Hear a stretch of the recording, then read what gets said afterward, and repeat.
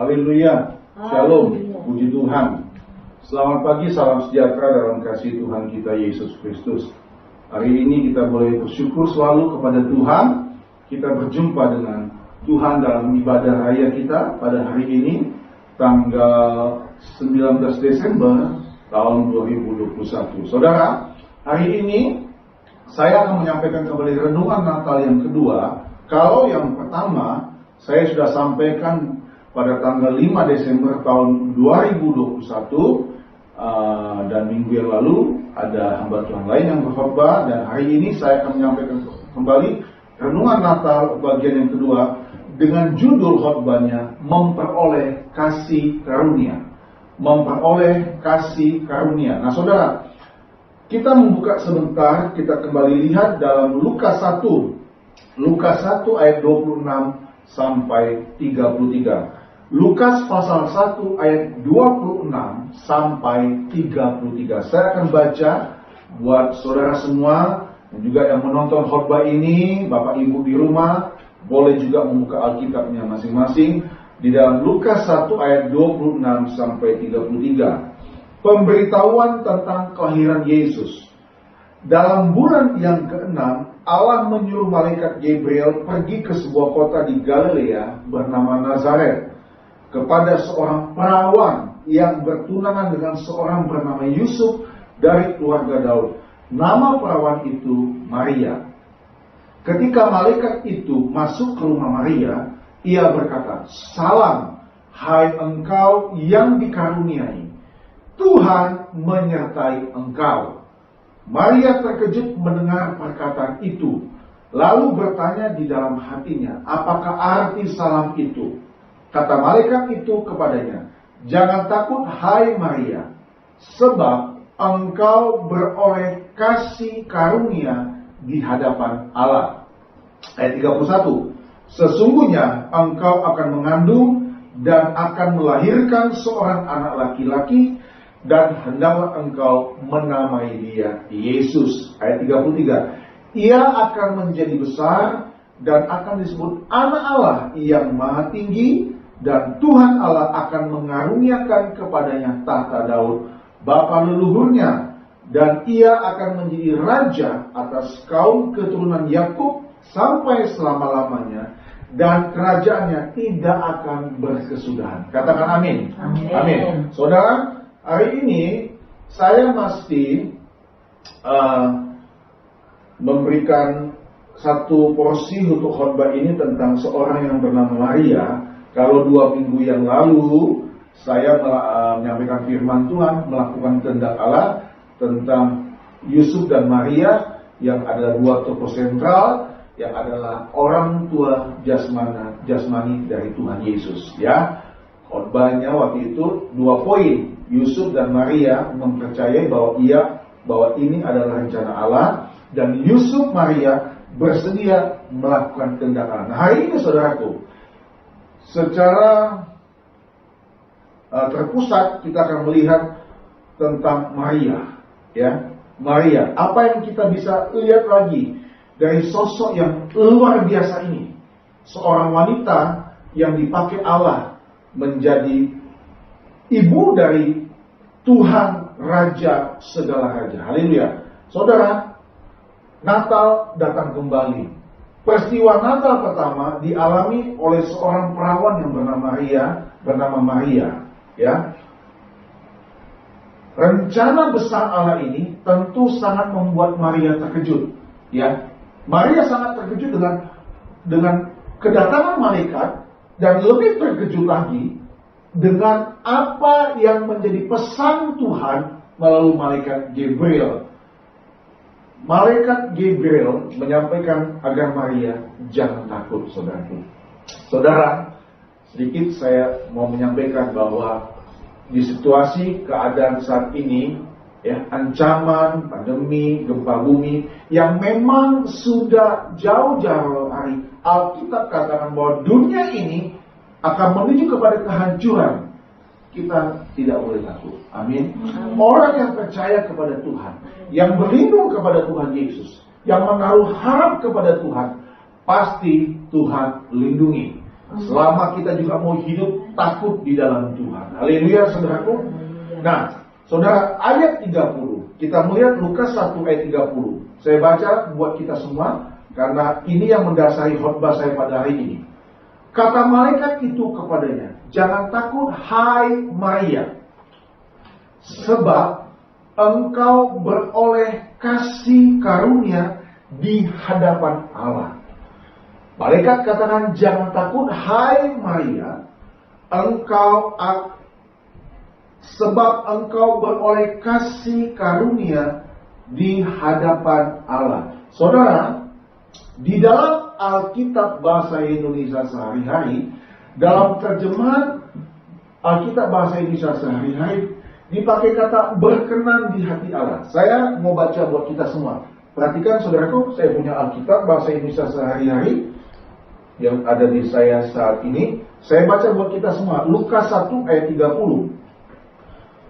Kata malaikat itu, maka malaikat itu berkata kepadanya, jangan takut, hai Maria, sebab engkau berkenan di hati Allah. Haleluya, saudaraku. Maria adalah orang yang berkenan di hati Allah.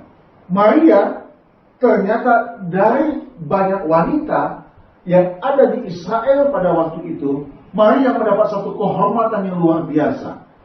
Maria dipilih Tuhan sebagai ibu jasmani atau ibu kandung dari Tuhan Yesus Kristus. Saudara, ini tentu membuat Maria kaget, surprise.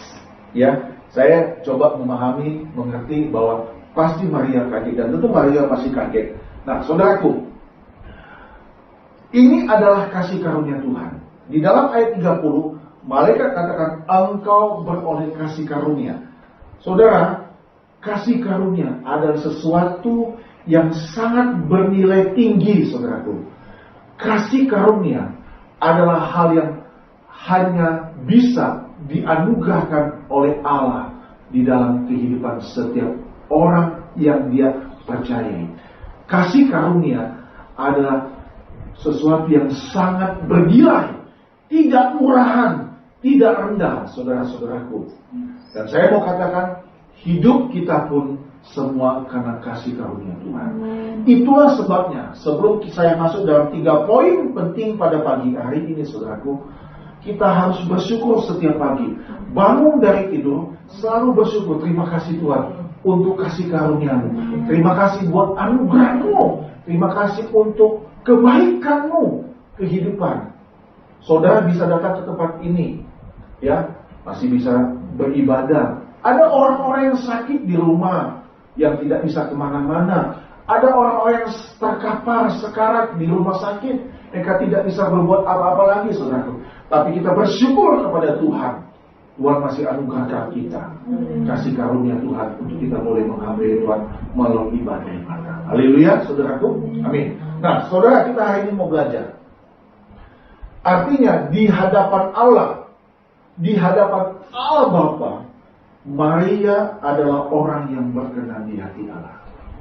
Maria adalah orang yang berkenan di hati Allah. Saudara, perjuangan hidup kita adalah perjuangan bagaimana kita ingin menyenangkan hati Allah. Dalam terjemahan lain kata berkenan di hati Allah atau berkenan kepada Allah, bagaimana kita menyenangkan hati Allah dalam kehidupan ini.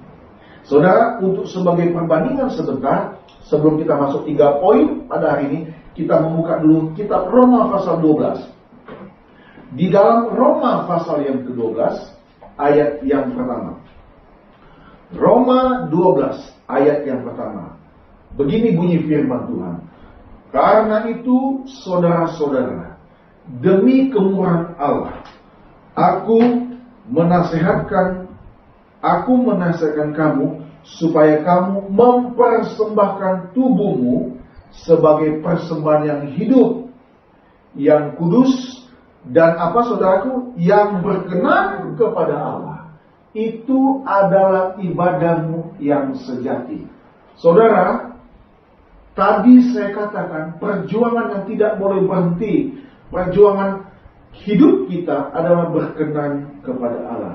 Nah, kalau kita merujuk apa yang ditulis oleh Paulus dalam Roma 12 ayat 1 ini artinya seluruh hidup kita, tubuh, jiwa, dan raga kita, dan roh yang ada dalam tubuh kita, kita mau persembahkan itu untuk kemuliaan bagi nama Tuhan. Amin. Jangan melakukan perbuatan dosa dengan tubuh kita.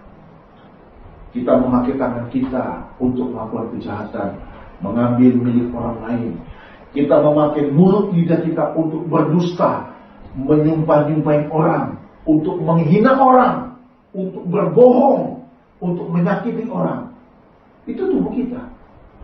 Kita memakai kaki kita melangkah ke suatu tempat yang kita tahu tempat itu tidak diperkenan oleh Tuhan, saudaraku. Pakailah langkah kaki kita untuk mencari Tuhan, beribadah ke gereja. Amin.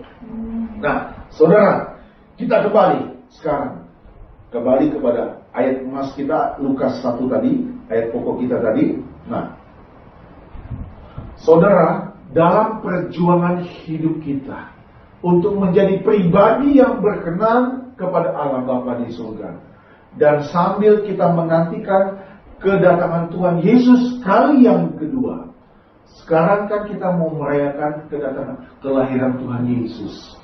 Tetapi sejatinya kita pun sedang menantikan kedatangan Tuhan Yesus kali yang kedua. Yang saya selalu katakan itulah Natal yang kedua atau Natal yang terakhir, yaitu Maranatha, kedatangan Tuhan. Nah, sembari kita menjadi hari hidup kita dengan berjuang menjadi pribadi yang berkenan di hadapan Allah dan menantikan kedatangan Tuhan Yesus yang kedua, kita mau melihat perenungan Natal pada hari ini, pada hari Minggu ini, dalam renungan Natal yang kedua ini, apa yang dialami oleh Maria ini, apa yang bisa kita renungkan menjadi bekal kehidupan kita memasuki hari demi hari, bahkan memasuki tahun yang akan baru yang akan datang ini. Yang pertama, saudaraku, yang pertama, kembali kita melihat dalam Lukas 1, saya baca buat kita semua, Lukas 1 ayat 31 sampai 33. Lukas 1 ayat 31 sampai 33. Sesungguhnya engkau akan mengandung dan akan melahirkan seorang anak laki-laki, dan hendaklah engkau menamai dia Yesus. Ia akan menjadi besar dan akan disebut Anak Allah yang Maha Tinggi. Dan Tuhan Allah akan mengaruniakan kepadanya tahta Daud bapa leluhurnya. Dan ia akan menjadi raja atas kaum keturunan Yakub sampai selama-lamanya, dan kerajaannya tidak akan berkesudahan. Yang pertama, perhatikan. Orang yang hidupnya beroleh kasih karunia atau berkenan di hati Allah, pasti Allah menyiapkan suatu rencana yang istimewa bagi orang yang seperti ini. Amin. Boleh dicatat. Yang pertama, orang yang hidupnya beroleh kasih karunia atau berkenan di hati Allah, pasti Allah menyiapkan satu rencana yang istimewa, rencana yang indah bagi orang yang seperti ini. Amin, saudaraku. Mungkin barangkali dari keterkejutan Maria ini, saudaraku, dia seperti ada penolakan. Tapi kita tahu, malaikat Tuhan berkata jangan takut. Saudara, terkadang ya, kita tidak pernah tahu ada berkat yang Tuhan siapkan buat hidup kita. Tapi untuk mengawali itu semua, kadang-kadang ada persoalan yang kita hadapi, ada masalah yang kita hadapi. Pasti saudara pernah mengalami, betul? Bagi Bapak Ibu yang menonton khotbah ini, saudara, seringkali kita tidak pernah tahu Di balik setiap persoalan yang sedang kita hadapi, ada berkat Tuhan yang indah, yang luar biasa. Contoh seperti Ayub, saudara-saudaraku. Ya, saya sudah pernah khotbahkan tentang Ayub. Ya, orang yang sangat kaya, tapi kemudian orang ini menjadi jatuh miskin. Nah, kita lihat, saudaraku, akhir dari hidup Ayub. Contoh lagi, Yusuf dalam kitab Kejadian. Ya, dibuang oleh saudara-saudaranya, dijual di Mesir. Ya, dia menjalani keadaan yang sangat menyedihkan. Ya, tapi kita lihat pada akhirnya Tuhan mengangkat dia menjadi seorang yang berkuasa di Mesir. Amin. Bahkan lewat Yusuf, orang-orang pada masa itu tidak mengalami kelaparan. Luar biasa, saudara. Bapak Ibu, apa yang kau alami saat hari ini? Selalu saya katakan bersyukur. Maria, di tengah-tengah keterkejutan dia, kekagetan dia, bahkan mungkin ada sedikit penolakan, Allah menyiapkan rencana yang indah, istimewa bagi orang seperti itu. Haleluya. Itu satu kehormatan, saudaraku. Amin. Haleluya, saudaraku. Yang dikandungnya ini bukan sembarang anak. Yang dikandungnya adalah raja di atas segala raja. Saudara, mungkin engkau sedang mengandung persoalan, ya, mengandung masalah, memiliki beban masalah dalam hidupmu. Tapi percayalah, kalau kita adalah orang yang mau hidup berkenan di hadapan Tuhan, kita memperoleh kasih karunia, pasti Tuhan menyiapkan satu berkat yang indah, rencana yang istimewa buat kehidupan kita. Amin. Saya mau katakan dari tempat ini, jangan kita mengeluh. Amin. Tadi saya katakan, jangan membanggakan kuasa kegelapan. Ya, jangan meninggikan iblis, tinggikan Tuhan. Amin. Hanya Dia yang layak dipuji. Hanya Dia yang patut diagungkan, ditinggikan. Kalau kita mengalami persoalan, katakan dalam nama Yesus, aku punya Tuhan yang lebih besar dari persoalanku. Amin. Kalau ada kita mungkin mengalami halusinasi, satu pencobaan dalam tubuh kita, kita seperti kayak rasa kayak berat, katakan dalam nama Yesus, tubuhku adalah milik Tuhan. Amin. Itu yang pertama. Jadi orang yang hidupnya beroleh kasih karunia atau berkenan di hati Allah, pasti Allah menyiapkan satu rencana yang istimewa bagi orang yang seperti begitu. Amin. Yang kedua, saudaraku, yang kedua kita baca Lukas 1 ayat 38. Lukas 1 ayat 38. Saya mulai lebih dahulu dari ayat 37, saudara. Sebab bagi Allah tidak ada yang mustahil. Ayat 38. Kata Maria, sesungguhnya aku ini adalah hamba Tuhan. Jadilah padaku menurut perkataanmu itu. Lalu malaikat itu meninggalkan dia.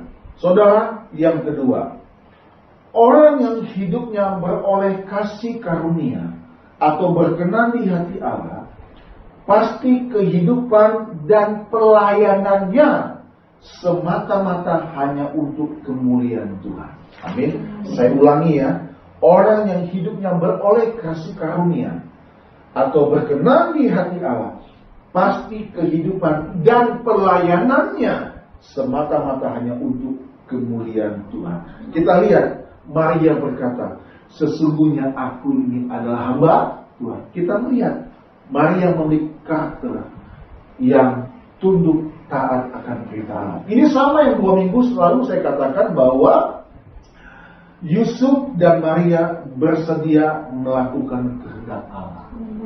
Saudaraku, kalau kita adalah orang percaya yang mengalami Natal dalam hidup kita, kita memperoleh kasih karunia Allah, pasti hidup kita, segala gerak hidup kita, seluruh hidup kita, bahkan pelayanan kita, itu semata-mata hanya untuk kemuliaan Tuhan. Amin. Kita tidak boleh mencuri kemuliaan Tuhan. Amin. Segala pujian, hormat itu hanya bagi Tuhan. Amin. Kalau kita bisa melakukan sesuatu yang bisa mungkin menyenangkan manusia, menolong orang, ingat saudara-saudaraku, apa yang dilakukan oleh tangan kananmu jangan sampai diketahui oleh tangan kirimu. Kalau orang memuji engkau, berikan pujian itu, kembalikan pujian itu bagi kemuliaan hanya bagi nama Tuhan. Amin. Maria berkata di sini, aku ini adalah hamba Tuhan. Jadilah padaku menurut perkataanmu. Saudara, kita membuka sebentar Kolose pasal 3. Kita Kolose pasal 3.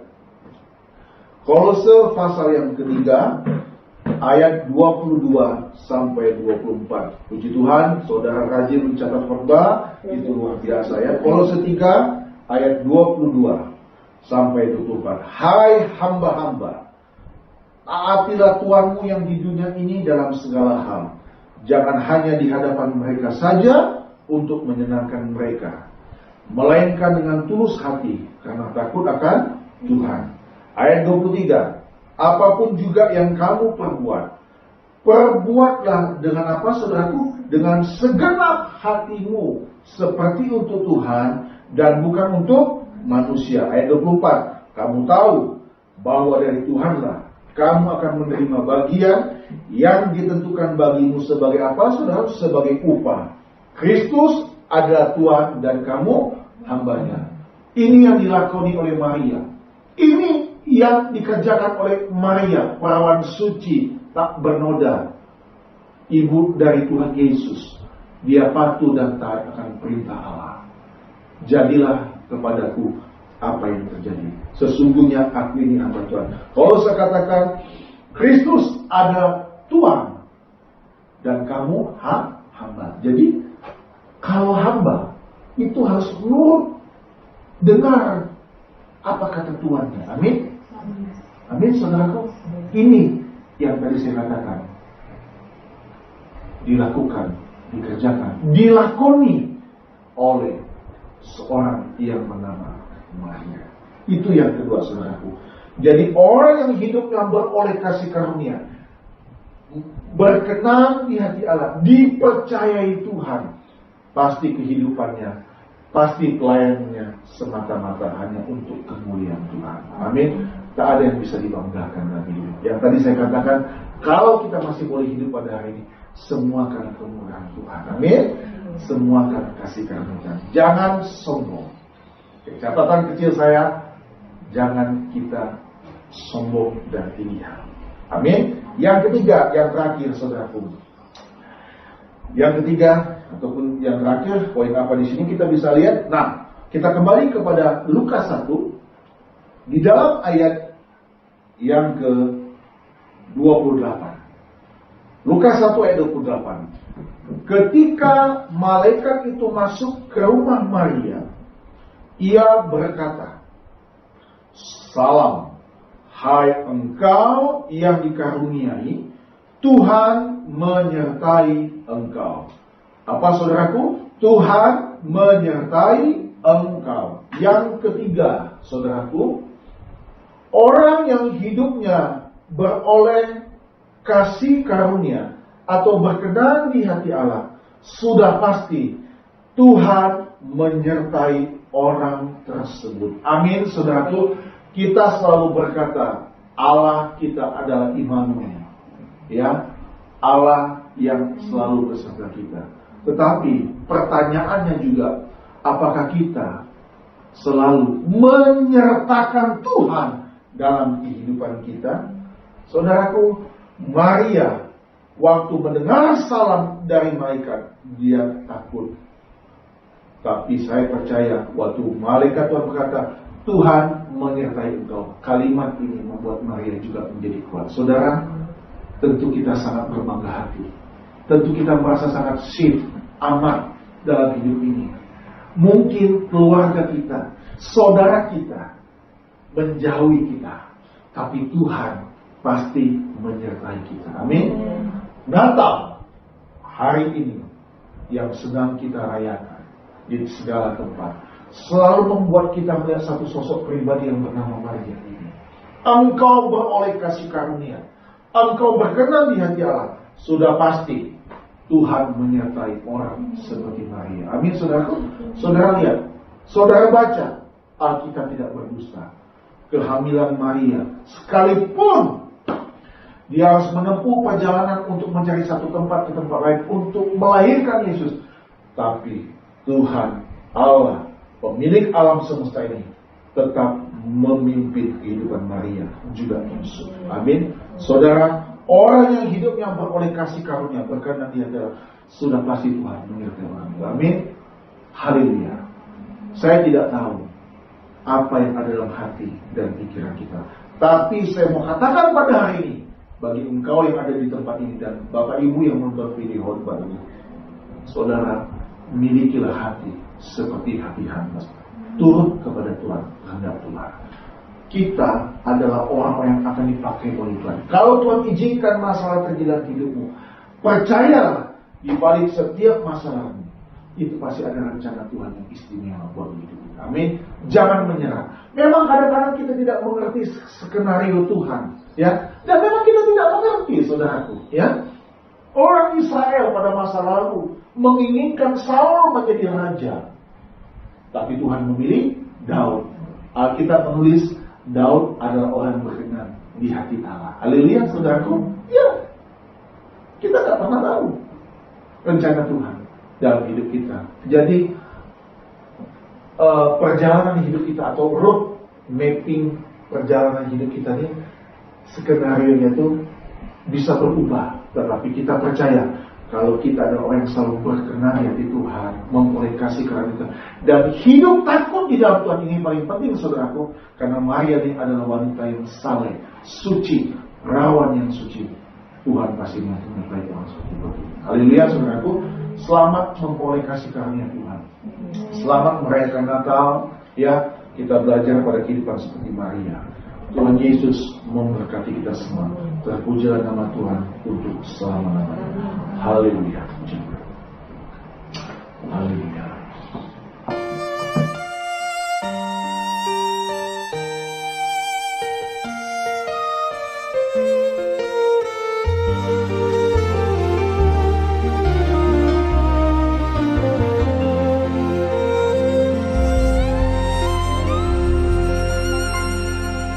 Lebih indah dari permata,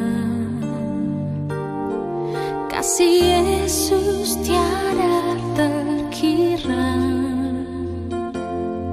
Lebih manis dari madu, sungguh berharga bagiku. Kasih Yesus dalam